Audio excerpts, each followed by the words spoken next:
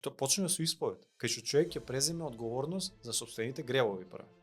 Оти луѓе бегаат од тоа, само се жртви на некои на околности, ја не бев сакан како дете, сето тоа се фактори. Колку е тоа клучен момент? Моментот на исповед. Тоа е, види, таму почнува се.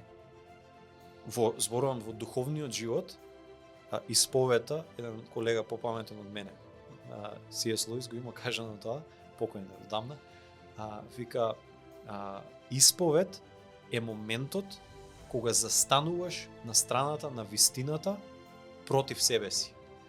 Кај што ја донесувам свесна одлука да речем ја оплеска ваму и ваму, да, криви се Јанко Петко Станко, ама јас одлучив што да правам со тоа и ја постапив така и јас сум крив за овоа, вистината кажува дека јас сум крив за тоа, јас одлучувам како свесно битие, како свесна човечка зрела одлука, застанувам на страна на вистината и викам, Филипе, тоа што го направи таму ја оплеска, ја уништи, ти си крив за тоа, и тоа е моментот на преземање одговорност. Кај што ја ќе преземам одговорност за падовите, гревовите, не за ја да останам у нив, напротив, за да можам да излезам од тие, ја треба да престанам да покажам со прстот дека Виктор е крив. Речам Филип е крив.